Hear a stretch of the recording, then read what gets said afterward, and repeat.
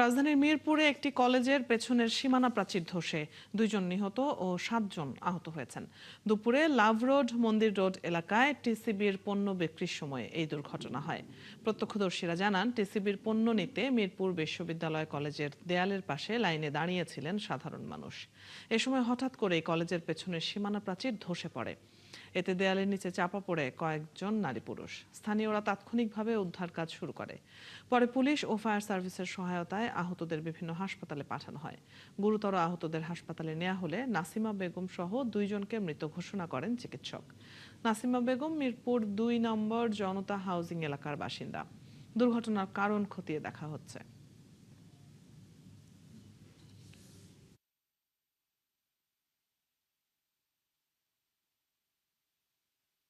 চাল নিব 1 বস্তা।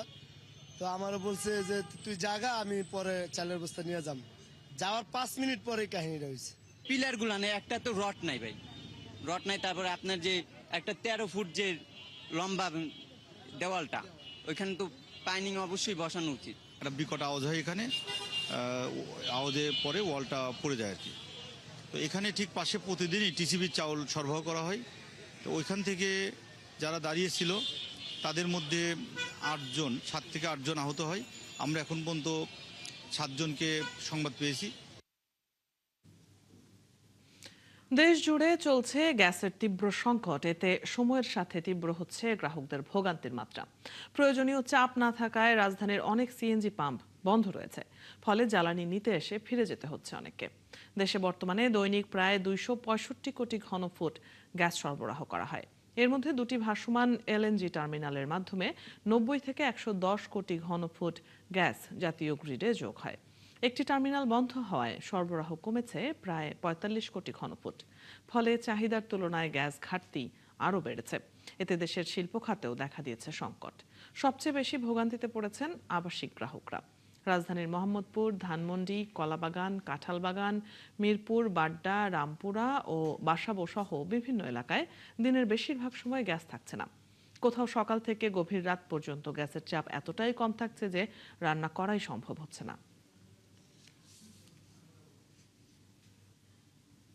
এই সংকট চলতেছে। এর আগে তো ভালোই ছিল, এর আগে 500-550 টাকার গ্যাস ঢুকতো, মানে সিলিন্ডার খালি থাকলে। এখন তো 2 দিন ধরে তেল চালাইতেছি, সিলিন্ডার খালি, তারপর আপনার মানে 330 টাকার গ্যাস ঢুকছে। 4 ঘন্টা হয়ে গেছে লাইনে আছে, 4 ঘন্টা পরে কেবল ঢুকলাম পাম্পে। বাসা বাড়ির অবস্থা তো ভয়াবহ। হ্যাঁ, গ্যাস 24 ঘন্টার ভিতরে হয়তো কোনো দিন রাইতে 3টা বাজে 10 মিনিট, 1 ঘন্টা 2 ঘন্টার জন্য আসে, এরপর আর গ্যাস নাই। আজকে 8টায় খারাইছি, আর এই যে এখন হবার পাম্পে ঢুকলাম। রান্নায় গ্যাস নাই, চুলায় গ্যাস নাই, ভীষণ একটা ভয়াবহ অবস্থা। জাতীয় গ্রিডে সরবরাহের কারিগরি ত্রুটি সংস্কার না হওয়ায় সারা দেশে গ্যাস সংকট বাড়ছে। জেলায় জেলায় পরিবহন চলাচল এবং বিদ্যুৎ উৎপাদনে বড় ধরনের সংকট শুরু হয়েছে। উৎপাদন ব্যাহত হচ্ছে বিভিন্ন শিল্প কারখানায়। সমস্যা হচ্ছে ঘরের রান্নার কাজেও। এদিকে কর্ণফুলী গ্যাস ডিস্ট্রিবিউশন কোম্পানি জানিয়েছে, পরিস্থিতি স্বাভাবিক হতে আরও 10 থেকে 15 দিন সময় লাগতে পারে। সহকর্মীদের তথ্য ও ছবিতে প্রতিবেদন। চট্টগ্রামে লম্বা সময় অপেক্ষা করেও মিলছে না প্রয়োজনীয় গ্যাস। টানা তৃতীয় দিনের মতো গ্যাস সংকটের প্রভাব পড়েছে জেলার বিভিন্ন সিএনজি স্টেশনগুলোতে। সিএনজি চালকরা বলছেন, গ্যাসের চাপ না থাকায় নির্ধারিত সময়ে গ্যাস না পাওয়ায় কমেছে আয়। এদিকে ফিলিং স্টেশন কর্মচারীরা জানান, গ্যাসের চাপ কম থাকায় সব যানবাহনে গ্যাস সরবরাহ করা সম্ভব হচ্ছে না। প্রতিটি ফিলিং স্টেশনে দেখা যাচ্ছে দীর্ঘ লাইন। বেলা বাড়ার সাথে সাথে আপনার অনেক টাইম লাগে, 3-4 ঘন্টা লাগে। 12টার পর থেকেই সিরিয়াল পড়ে যায়, গ্যাস হইতে অনেক কষ্ট হয় আমাদের। কম্প্রেসারে প্রেসার দিবে, তখন তো আমাদের গ্যাসটা ঢুকবে বেশি। কম্প্রেসার যদি স্লো করে রাখে তাহলে তো আমাদের গ্যাস কম ঢুকবে। আসলে 220 থাকে যদি স্বাভাবিক থাকে আর কি। এখন 180 বা 90 এরকম আছে। ময়মনসিংহে গ্যাসের চাপ না থাকায় বন্ধ হয়ে গেছে অনেকগুলো সিএনজি পাম্প। যেগুলোতে আছে সেখানেও 24 ঘন্টা অপেক্ষা করেও গ্যাস পাচ্ছেন না বহু গ্রাহক। যা কদিন ধরে এই সমস্যাগুলো, আমরা কেউ বাড়িতে যাইতে পারি নাই, ফ্যামিলির সাথে দেখা করতে পারি নাই। গ্যাসের যদি টাকা বাড়াতে চায় তাহলে তারা বাড়াক, সমস্যা নাই। তো সিন্ডিকেট যদি থাকে, সিন্ডিকেটটা যাতে ভাঙে। প্রেশার নরমালি 180-200 থাকে। এখন সংকটের কারণে 100 নিচে নেমে বললেই বন্ধ হয়ে যায়। নেত্রকোনায় গ্যাসের স্বাভাবিক সরবরাহ না থাকায় রান্না করতে পারছে না গ্রাহকরা। অনেক পরিবার বাধ্য হয়ে এলপিজি সিলিন্ডার, বৈদ্যুতিক চুলা এবং কাঠের জ্বালানিতে নির্ভর করছেন। যানবাহনের কর্মীরা বলছেন, বিকল্প জ্বালানি ব্যবহার করায় বেড়েছে পরিচালনা ব্যয়, কিন্তু যাত্রীরা বাড়তি ভাড়া দিতে রাজি হচ্ছে না। মানিকগঞ্জের 14টি ফিলিং স্টেশনের মধ্যে বেশিরভাগ পাম্প বন্ধ। দু একটি ফিলিং স্টেশনে সামান্য পরিমাণ গ্যাস পেলেও সেখানে পর্যাপ্ত চাপ না থাকায় ঘন্টার পর ঘন্টা অপেক্ষা করেও প্রয়োজনীয় গ্যাস পাচ্ছেন না গ্রাহকরা। শাকিলা শম্পা, ৭১। জ্বালানি সংকট সমাধানে মালয়েশিয়ার প্রধানমন্ত্রী আনোয়ার ইব্রাহিমের সহায়তা চেয়েছেন প্রধানমন্ত্রী তারেক রহমান। মালয়েশিয়ার প্রধানমন্ত্রী সাধ্যমতো সহায়তার আশ্বাস দিয়েছেন বলে জানিয়েছেন বিদ্যুৎ, জ্বালানি ও খনিজ সম্পদ প্রতিমন্ত্রী অনিন্দ্য ইসলাম অমিত। মঙ্গলবার সচিবালয়ে সাংবাদিকদের তিনি এসব কথা বলেন। প্রধানমন্ত্রী তারেক রহমান মালয়েশিয়ান প্রধানমন্ত্রী জনাব আনোয়ার ইব্রাহিমের সাথে ফোনে কথা বলেছেন। বাংলাদেশের এই উদ্ভূত জ্বালানি সংকট মোকাবেলায় তার এবং তার দেশের সহযোগিতা কামনা করেছেন। জনাব আনোয়ার ইব্রাহিম মাননীয় প্রধানমন্ত্রীকে আশ্বস্ত করেছেন তার তরফ থেকে এবং তার দেশের তরফ থেকে এই সংকট নিরসনে যা কিছু করার সুযোগ করেছেন তিনি দ্রুততম সময়ের মধ্যে তার টিমের সাথে কথা বলবেন, সংশ্লিষ্ট মন্ত্রণালয়ের সাথে কথা বলে মাননীয় প্রধানমন্ত্রীকে অবহিত করবেন। দেশের 23তম রাষ্ট্রপতি নির্বাচনের জন্য প্রস্তুত নির্বাচন কমিশন। রাষ্ট্রপতি নির্বাচন নিয়ে সকালে সংসদ ভবনে ভারপ্রাপ্ত স্পিকার কায়সার কামালের সাথে বৈঠক শেষে একথা বলেন প্রধান নির্বাচন কমিশনার এম নাসির উদ্দিন। এ সময় সিইসি জানান, রাষ্ট্রপতি নির্বাচন নিয়ে প্রাথমিক আলোচনা হলেও দিনক্ষণ এখনো চূড়ান্ত হয়নি। ভোটার তালিকার জন্য এরই মধ্যে চিঠিও দিয়েছে ইসি। নির্ধারিত সময়ের মধ্যেই হবে রাষ্ট্রপতি নির্বাচন। আরও জানাচ্ছেন সাজিদ সরকার। সাবেক রাষ্ট্রপতি মোহাম্মদ শাহাবুদ্দিনের বিদায়ের পর নতুন রাষ্ট্রপ্রধান নির্বাচনের প্রক্রিয়া শুরু করেছে নির্বাচন কমিশন। এরই অংশ হিসেবে মঙ্গলবার সকাল 11টায় সংসদ ভবনে স্পিকারের কার্যালয়ে চলে এই বৈঠক। এ সময় সিইসি সহ 3 নির্বাচন কমিশনার, ইসি সচিব ও সংসদ সচিবালয়ের সচিব উপস্থিত ছিলেন। বৈঠক শেষে সিইসি বলেন, রাষ্ট্রপতি নির্বাচন নিয়ে ভারপ্রাপ্ত স্পিকারের সঙ্গে বিস্তারিত আলোচনা হয়েছে। নির্বাচনের জন্য ইসি পুরোপুরি প্রস্তুত আছে বলে জানান CEC. Chief election commissioner is the returning officer, নির্বাচনী কর্মকর্তা হিসেবে কাজ করেন। তো এমন সব কিছু কিন্তু ইলেকশন যদি হয় তাহলে এখানেই হবে। আর যদি ক্যান্ডিডেট যদি সিঙ্গেল থাকে, কোনো প্রতিযোগিতা যদি না হয়, তাহলে তার ইলেকশনের দরকারই নেই। সেটা দেখা যাবে। তবে আমরা দিনক্ষণ এবং বিস্তারিত আমরা গেজেট আকারে প্রকাশ করব। তিনি আরো জানান, ভোটার তালিকার জন্য সংসদ সচিবালয়ে চিঠি দেওয়া হয়েছে। নির্ধারিত সময়ের মধ্যেই তফসিল ঘোষণা করবে ইলেকশন কমিশন। ভোটার তালিকা হয়েছে, ভোটার তালিকা নিয়ে বলেছে আমরা চিঠি দিয়েছি, ওনারা আমাদের কাছে ভোটার তালিকাটা দিবেন। দিলে এটা যত দ্রুত সম্পর্ক ওনারা দিবেন। আমরা আজকে চিঠিটা দিয়েছি ওনাকে। সংসদ অধিবেশনের মধ্যে কি নির্বাচন হবে স্যার? সংসদ অধিবেশনের মধ্যে কি রাষ্ট্রপতি নির্বাচন করা সম্ভব? না, সংসদ থাকলেও অসুবিধা নেই, না থাকলেও অসুবিধা নেই। সাতক্ষীরা 4 আসনের সংসদ সদস্য গাজী নজরুল ইসলামের বিষয়ে জানতে চাইলে সিইসি বলেন, সংসদ থেকে চিঠি পেলে তার বিষয়ে ব্যবস্থা নেবে কমিশন। সাতক্ষীরার বিষয়টি আলোচনার বিষয়বস্তু ছিল না। আমরা শুধুমাত্র প্রেসিডেন্ট নির্বাচন নিয়ে আলোচনা করার জন্য এসেছিলাম। আইন অনুযায়ী যেটা একটা পরামর্শ করা লাগে, ওইটা সাতক্ষীরা নিয়ে কোনো আলোচনা হয়নি। পরে নির্বাচন কমিশনে বৈঠকের বিষয়ে ব্রিফ করেন নির্বাচন কমিশন সচিব। সংসদ অধিবেশন থাকলে পদ্ধতিটা কি হবে, না থাকলে কি হবে, সিঙ্গেল ক্যান্ডিডেট হলে কি হবে, সিঙ্গেল ক্যান্ডিডেট না হলে কি হবে, ইত্যাদি ইত্যাদি বিষয়। মূলত নির্বাচনের পদ্ধতি বিষয়গত। আপনাদের একটা কৌতূহল হতে পারে যে নির্বাচনের তারিখটা কবে। এই তারিখ সম্পর্কে কোনো আলোচনা হয়নি, এবং যখন আলোচনা হবে বা তারিখটা নির্ধারিত হবে বা তফসিল ঘোষণার বিষয়টা আসবে, আমরা আপনাদেরকে তাৎক্ষণিকভাবে জানিয়ে দেব। গুরুতর অসুস্থতার কথা জানিয়ে 24 জুলাই শুক্রবার বিকেলে রাষ্ট্রপতি মোহাম্মদ শাহাবুদ্দিন পদত্যাগ করেন। পদত্যাগের পরবর্তী 90 দিনের মধ্যে রাষ্ট্রপতি নির্বাচন করার সাংবিধানিক বাধ্যবাধকতা রয়েছে। সেক্ষেত্রে 22 অক্টোবরের মধ্যে নির্বাচন করতে হবে। সাজিদ সরকার, ৭১, ঢাকা। দায়িত্ব নেয়ার পর প্রথম দিনের দাপ্তরিক কাজ শেষে বঙ্গভবন ছেড়ে নিজের সরকারি বাসভবনে ফিরে গেছেন ভারপ্রাপ্ত রাষ্ট্রপতি মেজর অবসরপ্রাপ্ত হাফিজউদ্দিন আহমদ। তিনি বঙ্গভবনের কর্মকর্তাদের সাথে পরিচিত হবার পাশাপাশি ঘুরে দেখেন পুরো বঙ্গভবন, স্বাক্ষর করেন পরিদর্শন বইয়ে। এর আগে বেলা 11টার কিছু সময় পর বঙ্গভবনে পৌঁছালে গার্ড অব অনার দেওয়া হয় তাকে। আরো জানাচ্ছেন ফরহাদ ইবনে মালিক। সাংবিধানিক ধারাবাহিকতা রক্ষা করতে রাষ্ট্রপ্রধান হিসেবে স্পিকার মেজর অবসরপ্রাপ্ত হাফিজ উদ্দিন আহমেদের দায়িত্ব গ্রহণের পর নতুন অতিথিকে বরণ করে নিতে তৈরি ছিল বঙ্গভবন। সকাল 11টার কিছু সময় পর ভারপ্রাপ্ত রাষ্ট্রপতির গাড়িবহর বঙ্গভবনের সীমানায় প্রবেশ করতেই প্রেসিডেন্ট গার্ড রেজিমেন্টের সদস্যরা ঘোড়ায় চড়ে স্বাগত জানিয়ে বঙ্গভবনে নিয়ে যায় তাকে। সেখানে গার্ড অব অনার গ্রহণ করেন ভারপ্রাপ্ত রাষ্ট্রপতি। সেনাবাহিনীর একটি চৌকস দল রাষ্ট্রপতিকে গার্ড অব অনার প্রদান করে। পরে তাকে ফুল দিয়ে বরণ করে নেন বঙ্গভবনের কর্মকর্তারা। এরপর রাষ্ট্রের সর্বোচ্চ সাংবিধানিক কার্যালয়ে দিনের আনুষ্ঠানিক কার্যক্রম শুরু করেন তিনি। প্রথম দিনেই নিয়মিত প্রশাসনিক কার্যক্রমে অংশ নেন মেজর অবসরপ্রাপ্ত হাফিজ উদ্দিন। বঙ্গভবনের ঊর্ধ্বতন কর্মকর্তাদের সাথে বিভিন্ন প্রশাসনিক ও সাংবিধানিক বিষয় নিয়ে মতবিনিময় করেন।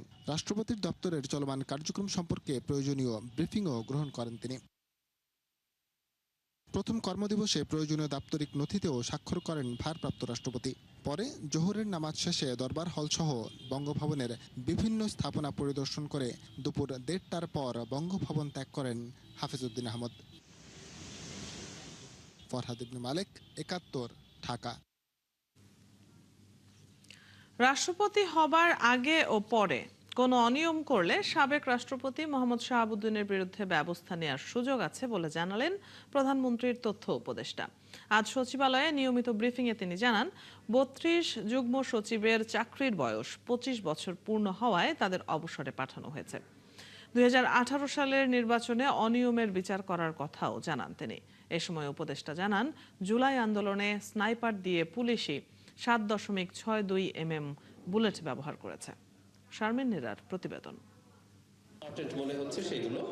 রাষ্ট্রপতি মোহাম্মদ শাহাবুদ্দিন চলে গেলেও তাকে নিয়ে আলোচনা সমালোচনা থামছে না।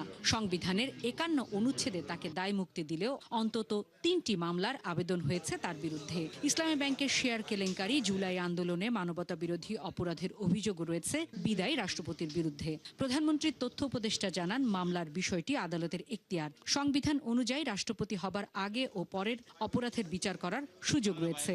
সরকার এখনো 2018 নির্বাচনের জন্য ঘোষিতভাবে কোনো পদক্ষেপ নেয়নি। সেটা যখন করতে যাবে সেখানেও তো নির্বাচনী অপরাধ আছে। সেই অপরাধের জন্য যারা যারা যে পর্যায়ে জড়িত আছে তাদের বিরুদ্ধে ব্যবস্থা নেওয়া যাবে, এমনকি ফৌজদারি ব্যবস্থাও নেওয়া যেতে পারে। 2018 সালের নির্বাচনে দায়িত্ব পালন করা 32 যুগ্ম সচিবকে অবসরে পাঠানোর যুক্তি দেন তিনি। তবে এই নির্বাচন সহ 2008 সালের ভোট নিয়ে তদন্ত হওয়া উচিত বলে মনে করেন উপদেষ্টা। 2008 ওখানে খুব দুর্দান্ত কিছু ডেটা আছে, মানে 1 মিনিটের কম সময়ের মধ্যে, 1 মিনিটও লাগে নাই, কোনো অনেক কেন্দ্র আছে যেখানে ভোটের যে সংখ্যা দেখা গেছে প্রতিটা বুথে 1 মিনিটের কম সময়ে ভোট দেওয়া হয়েছে হাজার হাজার। জুলাই আন্দোলনে স্নাইপার কিংবা 7.62 mm গুলি ব্যবহার প্রসঙ্গে প্রশ্নের জবাব দেন জাহিদুর রহমান। 7.62 বুলেট নিয়ে অনেক কথাবার্তা দেখি আমরা বলছি। কেউ একজন বলেছিলেন বলে, আমি মানে ইন্টারিম সরকারের একজন উপদেষ্টা বলেছিলেন, আমি খুবই অবাক হয়েছি উনি এটা কেন অবাক হয়েছেন সেটা দেখে।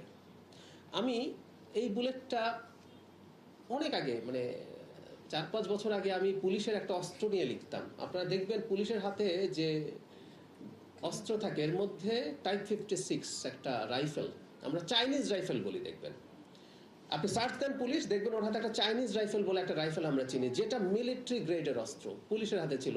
এটার বুলেটই 7.62। ওটার জন্য স্নাইপার হতে হবে, মানে কোত্থেকে যেন অদ্ভুত সব কথা আসছে।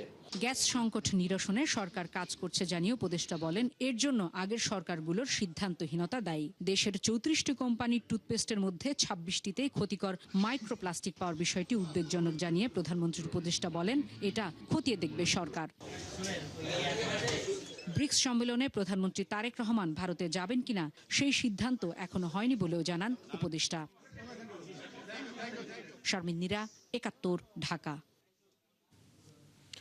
প্রধানমন্ত্রী তারেক রহমানের সাথে সৌজন্য সাক্ষাৎ করেছেন জাপানের প্রধানমন্ত্রীর বিশেষ উপদেষ্টা উনো ইয়োশিমাসা। দুপুরে প্রধানমন্ত্রীর কার্যালয়ে তাদের এই সাক্ষাৎ অনুষ্ঠিত হয়। বৈঠকে বাংলাদেশ ও জাপানের মধ্যকার কৌশলগত অংশীদারিত্ব আরও জোরালো করা এবং দ্বিপাক্ষিক সম্পর্ক নতুন উচ্চতায় নেয়ার বিষয়ে আলোচনা হয়। বৈঠকে প্রধানমন্ত্রী তারেক রহমান মানব সম্পদ উন্নয়ন, দক্ষতা বৃদ্ধি এবং বিভিন্ন খাতে জাপানের আরও সহযোগিতা চান। বাংলাদেশ থেকে দক্ষ স্বাস্থ্যকর্মী, কৃষি শ্রমিক ও গাড়ি চালক নিতে জাপানি প্রতিনিধি দলের প্রতি আহ্বান জানান প্রধানমন্ত্রী। এ সময় তিনি বাংলাদেশে জাপানি কোম্পানিগুলোর বিনিয়োগ আরও বাড়ানোর আহ্বান জানান। পাশাপাশি দুই দেশের মধ্যে বাণিজ্য ও অর্থনৈতিক সহযোগিতা সম্প্রসারণে যৌথভাবে কাজ করার উপর জোর দেন তারেক রহমান।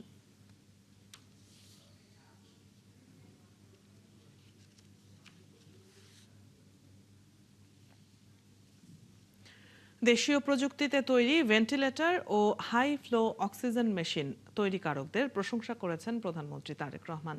এই দুটি মেশিন ব্যবহার উপযোগী ও বাজারজাত করতে প্রয়োজনীয় সব ধরনের সহযোগিতার আশ্বাসও দেন তিনি।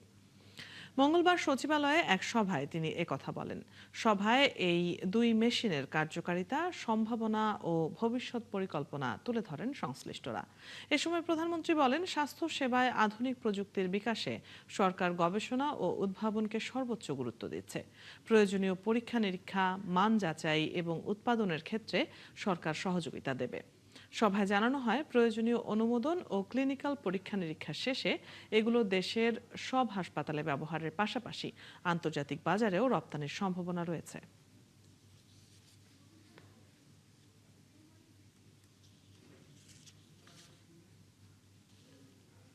স্বরাষ্ট্রমন্ত্রী সালাউদ্দিন আহমেদের সাথে সৌজন্য সাক্ষাৎ করেছেন বাংলাদেশে নবনিযুক্ত আন্তর্জাতিক অভিবাসন সংস্থা IOM এর chief of mission doctor Laura টমবন্ড।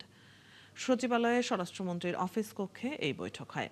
সাক্ষাতে IOM এর সঙ্গে দ্বিপাক্ষিক অংশীদারিত্ব জোরদার, জাতীয় মানব পাচার বিরোধী প্রচেষ্টা জোরদার, সাইবার প্রযুক্তি নির্ভর মানব পাচার রোধ এবং সীমান্ত ব্যবস্থাপনা নিয়ে আলোচনা হয়। IOM মিশন প্রধান জানান, সংস্থাটির ডেপুটি ডিরেক্টর জেনারেল উগোচি ড্যানিয়েল আগামী 1 থেকে 5 আগস্ট বাংলাদেশ সফরে আসবেন। এই উপলক্ষে 4 আগস্ট UN হাউস বাংলাদেশে বিশেষ সংবর্ধনায় যোগ দিতে মন্ত্রীকে আমন্ত্রণ জানান তিনি। স্বরাষ্ট্রমন্ত্রী IOM চিফ অফ মিশনকে বাংলাদেশে স্বাগত জানান এবং মানব পাচার রোধে পূর্ণ সহযোগিতার আশ্বাস দেন। যেসব রাজনীতিবিদ জনগণকে ছোট মনে করার ঔদ্ধত্য দেখায় তারা দলের শত্রু বলে মন্তব্য করেছেন তথ্যমন্ত্রী জহিরুদ্দিন স্বপন। বিএনপি নেতাকর্মীদের ক্ষমতার অপব্যবহার করা যাবে না বলেও হুঁশিয়ারি দিয়েছেন তিনি। আজ বরিশালের গৌর নদীতে বৃক্ষরোপণ নিয়ে আলাদা অনুষ্ঠানে যোগ দিয়ে দেশ গঠনমূলক কর্মসূচিতে অংশ নিতে সবার প্রতি আহ্বান জানান মন্ত্রী। শফিকুল হকের রিপোর্ট। শত শত কোমল মুখ, হাতে স্বপ্ন, সামনে ভবিষ্যৎ, আর তাদের হাতেই তুলে দেওয়া হচ্ছে একটি সবুজ ভবিষ্যতের প্রতিশ্রুতি। জলবায়ু পরিবর্তনের চ্যালেঞ্জ মোকাবেলায় সরকারি বৃক্ষরোপণ কর্মসূচির অংশ হিসেবে মঙ্গলবার গৌরনদী গার্লস স্কুল অ্যান্ড কলেজে শিক্ষার্থীদের মধ্যে গাছের চারা ও ক্রীড়া সামগ্রী বিতরণ করেন তথ্যমন্ত্রী। বার্তাটি স্পষ্ট, পরিবেশ রক্ষার দায়িত্ব শুধু সরকারের নয়, নতুন প্রজন্মেরও। মন্ত্রী মনে করেন, এখান থেকেই শুরু হতে পারে পরিবেশ রক্ষার সবচেয়ে বড় শিক্ষা। এই চারাটা একটা পরিপূর্ণ বৃক্ষে রূপান্তরিত হবে, তখন তুমি একটা অনুভূতি পাবে যে ওই পরিপূর্ণ বৃক্ষটি তোমার হাতের উপরে, তালুর উপরে দাঁড়িয়ে আছে। তোমাদেরকে প্রকৃত অর্থেই প্রতিদিন একটা দায়িত্ব চর্চা করার মধ্যে আমরা নিয়ে যাচ্ছি। একদিকে যেমন আমরা এই বৃক্ষ মেলার মধ্য দিয়ে সকলকে উৎসাহিত করছি বৃক্ষায়নের জন্য, সবুজায়নের জন্য, যা আমাদের পরিবেশের জন্য, আমাদের জীবন ধারণের জন্য অত্যন্ত জরুরি। একই সঙ্গে এই দায়িত্বটা তোমাদের মতো তরুণীদের মধ্যে বন্টন করার মধ্য দিয়ে আমরা তোমাদের মধ্যে একটা দায়িত্ব বোধেরও জন্ম দিচ্ছি। এর আগে কৃষক দলের আয়োজনে গৌরনদীর কুতুবপুরে স্বনির্ভর খালের পারে বৃক্ষরোপণ কর্মসূচিতে অংশ নেন তথ্যমন্ত্রী। জনগণ ভোট দিয়ে বিএনপিকে দেশ পরিচালনার দায়িত্ব দিয়েছে, তাই দেশ গঠনমূলক কর্মসূচিতে অংশ নিতে নেতাকর্মীদের আহ্বান জানান তিনি। জনগণের উপরে যারা ক্ষমতা প্রদর্শন করবে তারা আমাদের সরকারের শত্রু, দলের শত্রু, তারেক রহমানের শত্রু, খালেদা জিয়ার শত্রু, জিয়াউর রহমানের শত্রু। মানুষ যেন কথা বলে যে আমাদের শাসন, আমাদের দায়িত্ব, আমাদের যতটুকু সেবা করার দায়িত্ব সবটাই কেবলমাত্র জনগণের জন্য। নির্বাচনী প্রতিশ্রুতি বাস্তবায়নে কাজ চলছে। সেবামূলক কার্যক্রমে কোনো দুর্নীতি যেন না হয় সেদিকে নজর রাখারও তাগিদ দেন তথ্যমন্ত্রী। কার্ড বন্টন করার নামে কেউ যদি দালালির দায়িত্ব নেয় প্রমাণ সহ আমাদের কাছে নিয়ে আসবেন। মাঝখানে কোনো মধ্যস্বত্বভোগী, কোনো দালাল থাকতে দেয়া যাবে না। শফিকুল হক, ৭১, বরিশাল। সংসদে গঠনমূলক আলোচনা ও শালীন আচরণ করতে বিরোধী দলের প্রতি আহ্বান জানিয়েছেন পানি সম্পদ মন্ত্রী শহীদউদ্দিন চৌধুরী অ্যানি। আর প্রধানমন্ত্রীর রাজনৈতিক সহকারী রাশেদ খান বলেছেন, জামায়াতে ইসলামের হাতে দেশ কখনোই নিরাপদ নয়। দুপুরে জাতীয় প্রেস ক্লাবে এক আলোচনা সভায় তারা এসব কথা বলেন। মাহিলা ইসলামের রিপোর্ট। ন্যায়ভিত্তিক বৈষম্যহীন সমাজ গঠনে বিভাজন নয়, ঐক্য বিষয়ে মঙ্গলবার জাতীয় প্রেস ক্লাবে এই আলোচনা সভার আয়োজন করে আমরা বাংলাদেশি নামের একটি সংগঠন। আওয়ামী লীগ ভ্যানিশ হয়ে গেছে। সভায় প্রধানমন্ত্রীর রাজনৈতিক সহকারী রাশেদ খান বলেন, বিরোধী জোটের রাজনীতিতে ভাঙনের লক্ষণ স্পষ্ট। তাই সরকারি দলের পতন না চেয়ে নিজেদের সংকট মোকাবেলায় মনোযোগ দেওয়ার আহ্বান জানান তিনি। বিরোধী দল হয়েছে, এটি জাতির জন্য অত্যন্ত লজ্জার। যারা বাংলাদেশের জন্মে বিশ্বাস করে নাই, তাদের হাতে কি দেশের সার্বভৌমত্ব নিরাপদ? বন্ধুগণ, কোনোভাবেই তাদের হাতে দেশের সার্বভৌমত্ব নিরাপদ নয়। অনুষ্ঠানে পানি সম্পদ মন্ত্রী শহীদউদ্দিন চৌধুরী অ্যানি অভিযোগ করেন, বিরোধী দলের কিছু বক্তব্য সংসদের পরিবেশকে প্রশ্নবিদ্ধ করছে। পার্লামেন্টে দাঁড়িয়ে বলেন, বাইরেও বলেন, যারা বলছেন যে ভালো আওয়ামী লীগের ওনারা সঙ্গী করবেন, ভালো আওয়ামী লীগ যেন তাদের সঙ্গে যদি যুক্ত হয় কোনো অসুবিধা নাই, তা হাসিনা যদি ভালো হয়ে আসে তারও সঙ্গী বানাবেন? এটা তো হইতে পারে না। এই যে রাজনৈতিক দ্বিধা বিভক্তি এখান থেকে শুরু। এ সময় এনসিপি নেতা নাসরুদ্দিন পাটোয়ারির বক্তব্য টেনে তিনি বলেন, এ ধরনের আচরণে বিরোধী দলের ভাবমূর্তি ক্ষতিগ্রস্ত হচ্ছে। অশালীন, রুচিহীন, অসভ্য ভাষায়, মিথ্যা, বানোয়াট এবং যেটা সমাজে যায় না, যেটা বাংলাদেশের রাজনীতিতে আওয়ামী লীগের পক্ষে মানাইতো, হাসিনার কথায় মানাইতো, হাসিনার দলের যারা বিভিন্ন আশেপাশের লোকজন ছিল তাদের কথা মানাইতো, কিন্তু এই হাসিনার পরবর্তী কারণ এটা উচিত না। বিভেদ ও সংঘাতের রাজনীতি ছেড়ে বিরোধী দলকে সংসদ ও রাজনীতিতে গঠনমূলক ভূমিকা রাখার আহ্বান জানান বক্তারা। পক্ষে থাকবে, বিপক্ষে থাকবে, কিন্তু সেটা গঠনমূলক থাকতে হবে। মাহিলা ইসলাম, ৭১, ঢাকা। বিএনপি প্রশাসনকে নির্লজ্জভাবে দলীয়করণ করছে, এমন অভিযোগ করেছেন জামায়াতে ইসলামের সেক্রেটারি জেনারেল অধ্যাপক মিয়া গোলাম পরোয়ার। দুপুরে রাজধানীর মগবাজারে দলের কার্যালয়ে সমসাময়িক বিষয়ে ব্রিফিংয়ে তিনি এই অভিযোগ করেন। পরোয়ার বলেন, সংবিধান সংস্কার না করে অবৈধভাবে সংবিধান সংশোধন কমিটি করেছে সরকার। এটা গণভোটের রায় না মানার পায়তারা। অভিযোগ করেন, ইসির অতিরিক্ত সচিব শামসুল আলমকে নিয়োগ দেওয়া হয়েছে, যিনি সরাসরি বিএনপির রাজনীতির সাথে জড়িত। নির্বাচন কমিশনকে আজ্ঞাবহ করার জন্য এই অনৈতিক নিয়োগ দেওয়া হয়েছে। স্থানীয় সরকার নির্বাচন সুষ্ঠু করতে শামসুল আলমের নিয়োগ বাতিলের দাবিও জানান এই জামায়াত নেতা।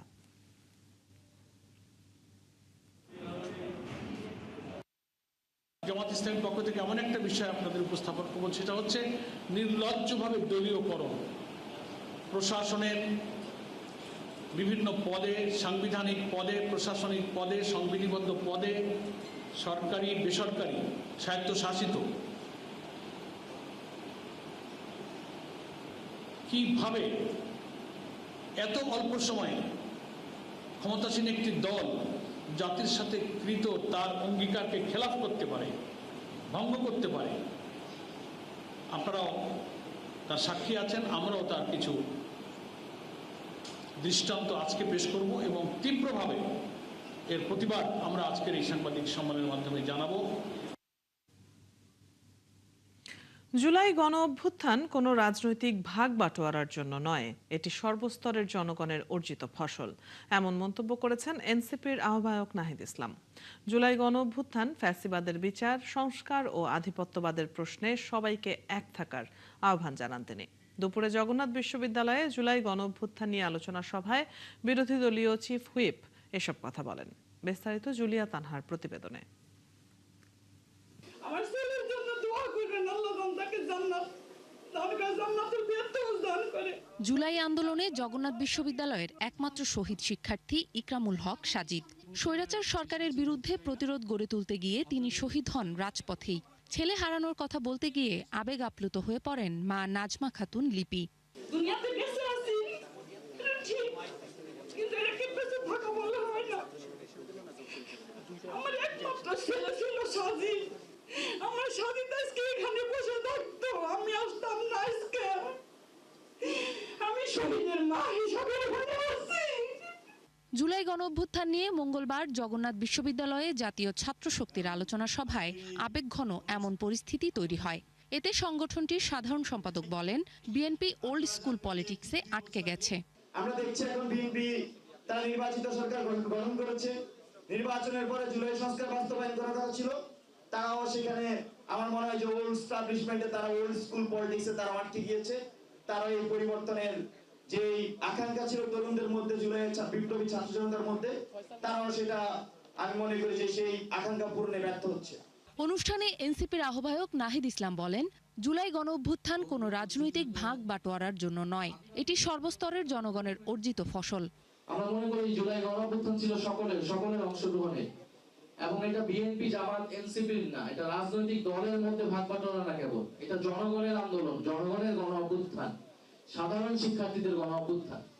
সেই কন্ট্রিবিউশন গুলো যদি আমরা তুলে ধরতে পারি, ইনশাআল্লাহ আমি মনে করি এটা আপনাদের জন্য অনেক সহায়ক হবে।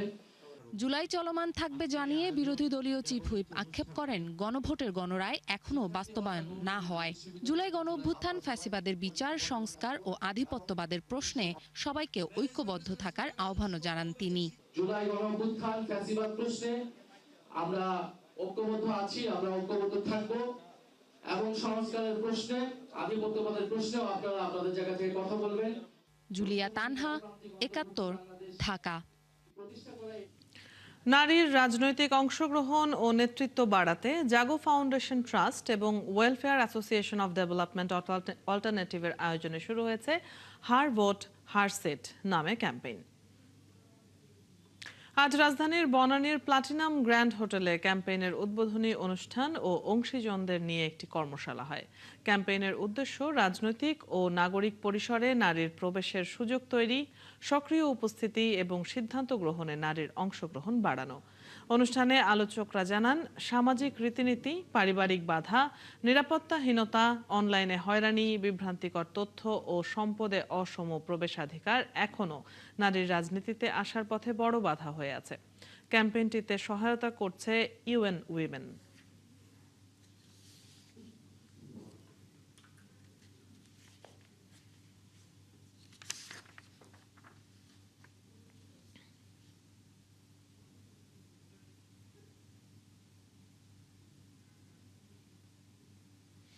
শিক্ষা, দক্ষতা উন্নয়ন ও কর্মসংস্থানের নতুন দিগন্ত উন্মোচনে বাংলাদেশ মালয়েশিয়া যৌথ উদ্যোগে অনুষ্ঠিত হলো সেমিনার। ঢাকা ক্লাবে পররাষ্ট্র মন্ত্রণালয়ের সহযোগিতায় চিটাগং ইন্ডিপেন্ডেন্ট ইউনিভার্সিটি, মালয়েশিয়ার হেল্প ইউনিভার্সিটি এবং ইউসেপ বাংলাদেশের যৌথ আয়োজনে এই সেমিনার অনুষ্ঠিত হয়। এতে অংশ নেন দুদেশের মন্ত্রী, কূটনীতিক, সরকারি কর্মকর্তা সহ অনেকে। সেমিনারের উদ্বোধনী অধিবেশনে প্রধান অতিথি ছিলেন পররাষ্ট্র প্রতিমন্ত্রী শামা ওবায়দ ইসলাম। সমাপনী অধিবেশনে প্রধান অতিথি ছিলেন অর্থমন্ত্রী আমির খসরু মাহমুদ চৌধুরী। দুটি কারিগরি অধিবেশনে কৃত্রিম বুদ্ধিমত্তা, উদীয়মান প্রযুক্তি, দক্ষতা উন্নয়ন সহ নানা বিষয়ে আলোচনা হয়।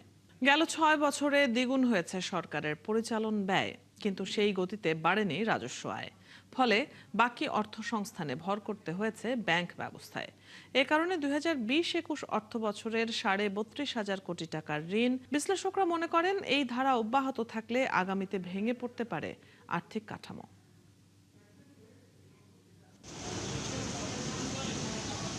প্রতি বছর সরকারি কর্মচারীদের বেতন ভাতা, সুদের ব্যয়, ভর্তুকি প্রণোদনার পেছনে সরকারকে গুনতে হয় বিপুল অর্থ। বাজেটের সিংহভাগই চলে যায় এসব অনুন্নয়নমূলক খাতে। তবে চিন্তার বিষয় হলো, এই ব্যয় প্রতি বছরই বাড়ছে পাল্লা দিয়ে। সমান্তরালে রাজস্ব আয় না বাড়ায় সরকারকে নির্ভর করতে হচ্ছে ধার কর্জের ওপর, যা চাপ বাড়াচ্ছে আর্থিক ব্যবস্থাপনায়। বাজেট সংক্রান্ত নথির তথ্য বলছে, ২০২০-২১ অর্থ বছরে সরকারের পরিচালন ব্যয় ছিল ২,৫৮,৮০০ কোটি টাকা, কিন্তু সবশেষ অর্থ বছরে তা বেড়ে দাঁড়ায় ৫,৬৭,৫৩৮ কোটিতে। অর্থাৎ 6 বছরে ব্যয় উঠেছে দ্বিগুণে। একটা সমস্যা কয়েকটা জায়গায় কিন্তু যাচ্ছে, পরিচালনার ব্যয় বাড়ছে, সরকারের রাজস্ব আয় কম, সরকার ব্যাংক থেকে অর্থ নিচ্ছে, সেটা আবার অনুৎপাদনশীল খাতে যেয়ে আপনার সেখানে মূল্যস্ফীতির চাপটা বাড়ছে, মানুষের পারচেজিং পাওয়ারটা কমছে, এবং যার ফলে কিন্তু মানুষের আসলে যে অর্থনৈতিক অবস্থান যেটা সেখানেও কিন্তু অবনমন হচ্ছে। তবে চিন্তা আরও বাড়িয়েছে সরকারের ব্যয় ব্যবস্থাপনা, কারণ পরিচালন ব্যয় দ্রুত গতিতে বাড়লেও সমান্তরালে বাড়ছে না রাজস্ব আহরণ। তথ্য বলছে 2020-21 থেকে 25-26 পর্যন্ত এনবিআর এর আয় উঠেছে 1.5 গুণে। ফলে বাকি অর্থ সংস্থানে সরকারকে ভর করতে হয়েছে ব্যাংক ব্যবস্থার উপর। এ কারণে একই সময়ে মাত্র 32,000 কোটি টাকার ব্যাংক ঋণ 4 গুণে উঠে দাঁড়িয়েছে 1,34,572 কোটিতে। আর সরকারের অতিমাত্রায় ব্যাংক নির্ভরতা বিপদে ফেলেছে উদ্যোক্তাদের। আমাদের তো এখন মূল সমস্যা হয়ে দাঁড়িয়েছে যে আমরা যেই পরিমাণ খরচ তার বিপরীতে সেই পরিমাণ আয় করতে পারছি না। যেহেতু রাজস্ব আহরণ কম, তো তাহলে আরেকটা কি পদ্ধতি, অভ্যন্তরীণ উৎস থেকে ব্যাংকের উপরে সরকার আবার নির্ভরশীল হয়ে যাচ্ছে। সরকার ব্যাংক খাত থেকে ঋণ নিচ্ছে এবং এই ঋণটাও কিন্তু বাড়ছে। তো এই ঋণ নেওয়ার পরিমাণটা বাড়ার অর্থটা কি, যে সরকারি যদি ঋণ নিয়ে নেয়, একদিকে হচ্ছে ব্যক্তি খাত কি কোথা থেকে অর্থ পাবে, তারপরে হচ্ছে যে এইখানে সরকারের নিজেরও লায়াবিলিটি অর্থাৎ ফেরত দেওয়ার যে দেনা সেটাও বেড়ে যায়। চলতি অর্থ বছরেও সরকারের পরিচালন ব্যয় ধরা হয়েছে রেকর্ড 6 লাখ কোটির উপরে, যা আরও বাড়তে পারে নতুন পে স্কেল বাস্তবায়ন হলে। রুহুল আমিন, 71, ঢাকা। উন্নয়ন কাজ শুরু না হতেই অন্তত 30টি চীনা কোম্পানি বিনিয়োগের প্রস্তুতি নিতে শুরু করেছে বিশেষ অর্থনৈতিক শিল্পাঞ্চলে। এতে সক্ষমতা বৃদ্ধির পাশাপাশি দুই দেশের বাণিজ্য ঘাটতি কমানোরও বড় সুযোগ হাতছানি দিচ্ছে। তবে তা নিশ্চিতে অভাব রয়েছে সরকারের প্রস্তুতির, ফলে সংশয়ের মধ্যে রয়েছেন স্থানীয় উদ্যোক্তারা। বিশ্লেষকরা বলছেন দেশের স্বার্থ বজায় রেখেই সাজাতে হবে বিনিয়োগ পরিকল্পনা। বিস্তারিত রাকিব হোসেনের রিপোর্টে, ক্যামেরায় ছিলেন মিরাজ সুমন এবং রাব্বি হাসান। কর্ণফুলীর তীরে সবুজ বিস্তৃত এই প্রান্তরেই ধীরে ধীরে গড়ে উঠবে আধুনিক প্রযুক্তি নির্ভর শিল্প কারখানা, দীর্ঘমেয়াদে যেখানে বিনিয়োগ ছাড়াতে পারে বিলিয়ন ডলার। চীনা বিনিয়োগকারীদের জন্য পুরোদমে প্রস্তুত হচ্ছে আনোয়ারার প্রায় 800 একর জায়গা, যেখানে চ্যালেঞ্জ রয়েছে আগামী 1.5 বছরের মধ্যে কারখানা চালু করার। এরই মধ্যে $50 কোটি বিনিয়োগের প্রতিশ্রুতি দিয়েছে চীনা 30টি কোম্পানি। প্রশ্ন হলো, এই বিনিয়োগে কিভাবে উপকৃত হবে বাংলাদেশ? চাইনিজ ইনভেস্টমেন্ট বাংলাদেশে আসবে, সেটার ভিত্তিতে তারা যে পণ্য উৎপাদন করবে সেই পণ্যগুলো আমরা স্থানীয়ভাবে ব্যবহার করতে পারি, অথবা সেটা আমরা এক্সপোর্টও করতে পারি। স্থানীয়ভাবে ব্যবহার করতে পারলে তাহলে সুবিধা হলো আমাদের ইম্পোর্ট কমে আসলো, আমরা ভ্যালু অ্যাড করলাম, আমাদের কর্মসংস্থান তৈরি হলো। আমাদের যে নিজস্ব যে কাপড় পণ্য আমরা উৎপন্ন করি সেটা কিন্তু আমাদের অতিরিক্ত আছে। এখন একই পণ্য যদি এখানে তারা উৎপন্ন করে আমাদের সঙ্গে কম্পিটিশন হয়, এটাতে কিন্তু আমাদের স্থানীয় মিলগুলো ক্ষতিগ্রস্ত হবে। এই জন্য সরকারকে কিছু মনিটরিং করতে হবে যে আমাদের নিজস্ব মিলগুলো দেশীয় শিল্পকে সুরক্ষার জন্য যেটা প্রয়োজনীয় করার সেটা যেন সুরক্ষা করা হয়। মূলত চীনা বিনিয়োগের প্রতিশ্রুতি থেকেই শিল্পাঞ্চলটির উন্নয়ন প্রকল্প হাতে নেয় সরকার, যেখানে ব্যয় হবে 4,500 কোটি টাকা। পরিকল্পনা অনুযায়ী চীনা অর্থনৈতিক শিল্পাঞ্চল বাস্তবায়ন হলে এমন একটি দৃশ্য দেখা যাবে, যেখানে শুধু শিল্প কারখানা নয়, মানুষের বসবাস উপযোগী সব ধরনের অবকাঠামো ও পরিবেশ নিশ্চিত করার প্রতিশ্রুতি রয়েছে। ঠিক করা আছে খাতভিত্তিক অগ্রাধিকারও। গেল বছর যুক্তরাষ্ট্রের বাজারে নতুন করে উচ্চ শুল্কের চাপে পড়ে চীন, ফলে সুবিধাজনক দেশে বিনিয়োগ সরিয়ে নিচ্ছেন দেশটির উদ্যোক্তারা। আবার উচ্চ বেতন ভাতার কারণে সরে যাচ্ছেন সস্তা পণ্য উৎপাদন থেকেও। ফলে বিনিয়োগে গতি আনার পাশাপাশি দুদেশের বাণিজ্য ঘাটতি কমানোর সুযোগ রয়েছে বাংলাদেশের সামনে। আমাদের যে গ্যাপটা আছে বর্তমানে মনে করেন 18 থেকে 20 বিলিয়ন ডলার, এটা যদি এই ধরনের যদি তারা এখান থেকে পদক্ষেপ নেয়, ওইখানকার কিছু কিছু ফ্যাক্টরি এখানে শিফট করে বা এখানে নতুন ফ্যাক্টরি করে ওনাদের পণ্যগুলি যদি এখান থেকে তারা নিয়ে যায়, এবং নিয়ে গেলে আমার মনে হয় যে এখানে কিছু আমাদের যে বিরাট গ্যাপটা আছে এই গ্যাপটার কিছু আমরা হয়তো সমতা আনতে পারবো। চায়নার নিজস্ব একটা মার্কেট আছে, যেটা অত্যন্ত একটা বড় মার্কেট। আমরা সেইখানে 99% প্রোডাক্ট ডিউটি ফ্রি থাকা সত্ত্বেও এখন পর্যন্ত তেমন ভালো করতে পারি নাই। আর আরেকটা হলো চায়না নিজেও তো ধরেন একদিকে ডেভেলপমেন্ট ফাইন্যান্সে তারা বড় ফাইন্যান্সিয়ার, আবার তারা নিজেরাও ফরেন ইনভেস্টর, অনেক দেশে বড় বড় তাদের ইনভেস্টমেন্ট আছে। তো এই সবগুলো জায়গাতেই কিন্তু বাংলাদেশ বেনিফিটেড হতে পারে। যে বর্তমানে যে ট্রেড প্রোটেকশনিজম চালু হয়েছে জিও পলিটিক্সের দ্বারা প্রভাবিত হয়ে, সেখানে চায়নাকে কেন্দ্র করে অনেক ধরনের tariff and other trade measures আসছে, সেগুলোকে বিট করতে গিয়ে বা সেগুলোকে বাইপাস করতে গিয়ে কিন্তু চাইনিজ এন্টারপ্রাইজ বা এক্সপোর্টার্সরা তাদের বিভিন্ন অপারেশন অন্যান্য দেশে নিয়ে যেতে পারে যাদের উপর তেমন কোনো রেস্ট্রিকশন নাই, এবং সেখানে কিন্তু বাংলাদেশ অন্যতম। শিল্পাঞ্চলে জমি ইজারা ও উন্নয়ন চুক্তি হবে BCEIZ কোম্পানির সঙ্গে, যেখানে বেজার শেয়ার 30% আর বাকিটা CRBCর। রাকিব হোসেন, ৭১, আনোয়ারা, চট্টগ্রাম। সরকারের দেয়া ৩ শর্ত মেনে ১.৫ মাস পর আবারও চিকিৎসা সেবা কার্যক্রম শুরু করেছে মগবাজারের আদ্দিন হাসপাতাল। শিশু মৃত্যুর ঘটনার পুনরাবৃত্তি ঠেকাতে নিরাপদ ও মানসম্মত চিকিৎসা সেবা নিশ্চিত করার প্রতিশ্রুতি দিয়েছে হাসপাতাল কর্তৃপক্ষ। একই সাথে অতীতের অনাকাঙ্ক্ষিত দুর্ঘটনার জন্য দুঃখ প্রকাশও করেছে। আরও জানাচ্ছেন মেহেদী হাসান। ৬ নবজাতকের মৃত্যুর ঘটনায় ১.৫ মাস আগে রাজধানীর মগবাজারের আদ্দিন হাসপাতালের লাইসেন্স বাতিল করেছিল স্বাস্থ্য অধিদপ্তর। হাসপাতালটির লাইসেন্স বাতিলের সেই সিদ্ধান্ত প্রত্যাহার করে তাদের আবারও কার্যক্রম পরিচালনার অনুমতি দিয়েছে সরকার। তবে হাসপাতালটিকে সরকারের পক্ষ থেকে ৩টি শর্তে দেয়া হয়েছে। এসব শর্ত মেনে মঙ্গলবার থেকে আবারও চিকিৎসা দেয়া শুরু করেছে মগবাজারের আদ্দিন মেডিকেল কলেজ হাসপাতাল। সকাল থেকেই সেখানে চিকিৎসা নিতে আসছেন অনেক রোগী। বেলা বাড়ার সাথে সাথে হাসপাতালটির বহির্বিভাগে বাড়তে থাকে রোগী ও তাদের স্বজনদের ভিড়। আবারও আদ্দিন হাসপাতালে চিকিৎসা কার্যক্রম শুরু হওয়ায় সন্তোষ জানান রোগীরা। গতকালকে যখন আমরা শুনতে পারলাম ফেসবুকে যে আদ্দিন হাসপাতাল খুলছে, আমরা খুব স্বচ্ছতা বোধ করছি। যখন আমার ওয়াইফ নিউজটা পাইছে যে এটা খুলছে, ও ক্যান্সেল করে দিছে যে না আমরা ওখানে যাব। এখানে একটু স্যাটিসফাই পাই যে যাতে আর কোনো দুর্ঘটনা না ঘটে সেই প্রত্যাশা করি। আমার মেয়ের এখানে জন্ম, সেকেন্ড বেবির জন্য এখানে এসেছি। কালকে রাতে খবর পাইছি যে আজকে ওপেন হয়েছে, আমরা আজকে সকালে চলে আসছি। খুব খুশি হয়েছি, আর মানে ওভারঅল সরকারকে অনেক ধন্যবাদ আমাদেরকে এই সুবিধাটা দেওয়ার জন্য। এদিকে নানা শঙ্কা কাটিয়ে আবারও ক্লাসে ফিরেছেন বিদেশি মেডিকেল শিক্ষার্থীরাও।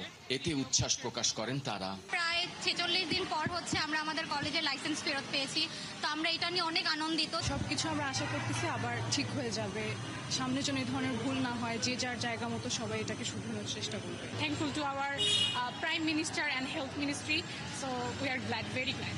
বিদেশি মেডিকেল শিক্ষার্থী কাশ্মীর শিশু মৃত্যুর ঘটনায় দুঃখ প্রকাশ করে ভবিষ্যতে আরও নিরাপদ ও মানসম্মত চিকিৎসা সেবা নিশ্চিত করার প্রতিশ্রুতি দিয়েছে আদ্দিন ফাউন্ডেশন। এটা যেহেতু আপনার নন প্রফিট একটা অর্গানাইজেশন, এখান থেকে প্রফিট আমরা করতে পারি না এবং আমরা করি না। এটাই আপনারা দোয়া করবেন, এবং যেন আমরা যে সেবাটা দিয়েছি, আমরা এখন লাইসেন্স পাওয়ার পরে মগবাজারটা, আমাদের অন্য হসপিটালগুলো তো বন্ধ হয়নি, এগুলো কাজ করেছে। আমাদের ভেন্টিলেশন একটু প্রবলেম ছিল, কিছুটা প্রবলেম ছিল, সেগুলোকে আমরা আরও বেটার করেছি, এবং আমরা মেক শিওর করছি যে আমাদের এখানে কোনো রকম কোনো ইনফ্রাস্ট্রাকচারে যেন আমাদের সমস্যা না থাকে। গেল 27শে মে আদ্দিন হাসপাতালের পোস্ট অপারেটিভ ওয়ার্ডে কয়েক ঘন্টার ব্যবধানে 6 নবজাতকের মৃত্যু হয়। ওই ঘটনার পর স্বাস্থ্য অধিদপ্তরের কমিটি তদন্ত সাপেক্ষে গত 11ই জুন হাসপাতালের লাইসেন্স বাতিল করে স্বাস্থ্য অধিদপ্তর। মেহেদী হাসান, ৭১, ঢাকা।